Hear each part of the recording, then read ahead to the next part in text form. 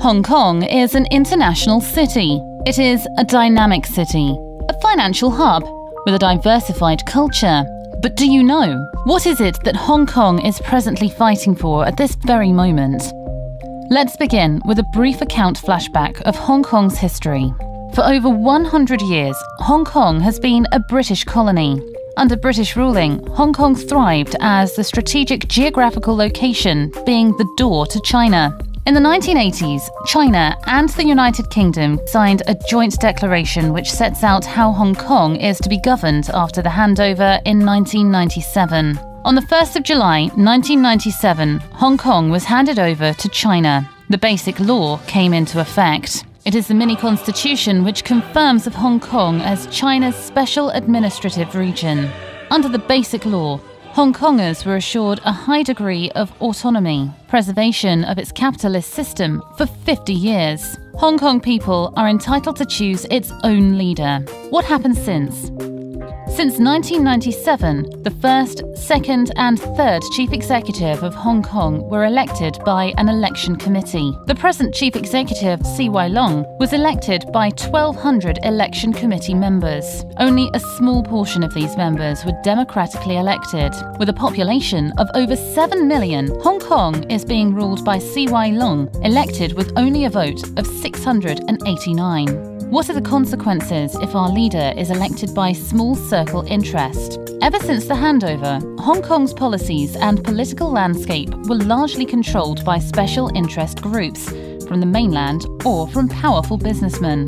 Inequality became worse, the rich becomes richer, and the poor becomes poorer. Property prices rose to a level where many cannot afford to buy their home, but the businessmen prospered and resist all kinds of changes. Under the Basic Law, Hong Kong people are promised the right to have universal suffrage, the right to choose its own leader. But what exactly is the right to universal suffrage? Right to nominate, right to be nominated, and right to vote. All of them are essential, and not one can be missing.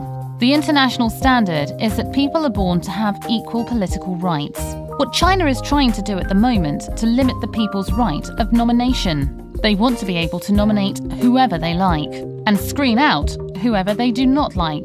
The Chinese government wants a controlled election with a predictable outcome.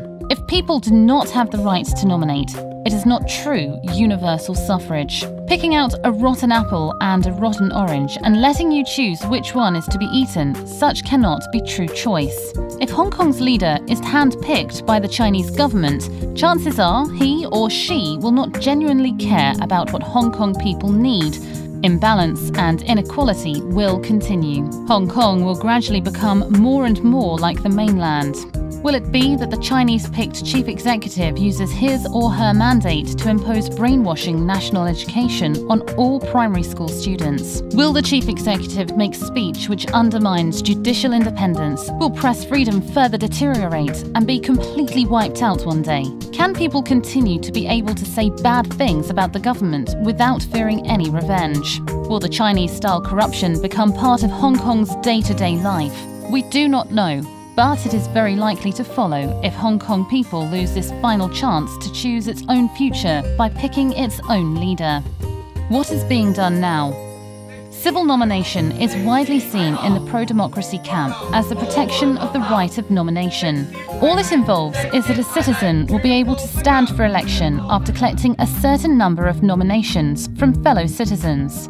The threshold is negotiable.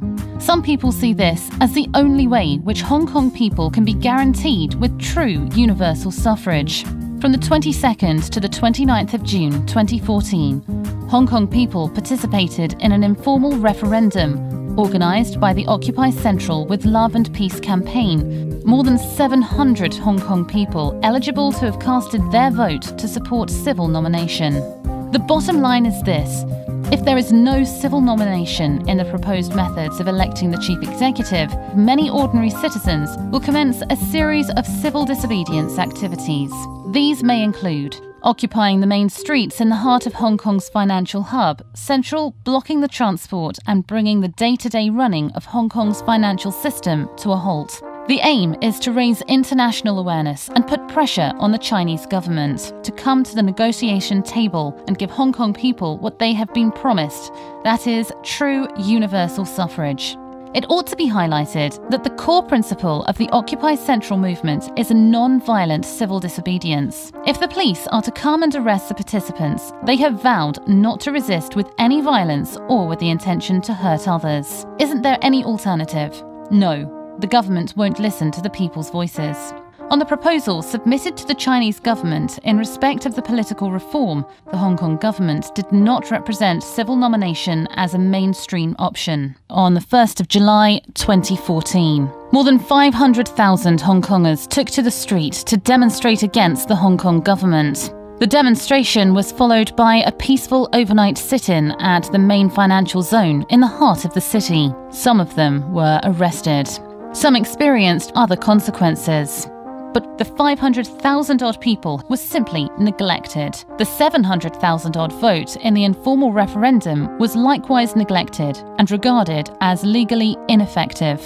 How can you take part in helping Hong Kong? We need your concern and awareness on what is going on in Hong Kong. We need your understanding and sympathy on the civil disobedience activities which may happen in Hong Kong, that they are not acts of violence, but purely acts of fighting against an unfair system, that if we really have a choice, no one wants to take it to the street. We need you to spread the words for us.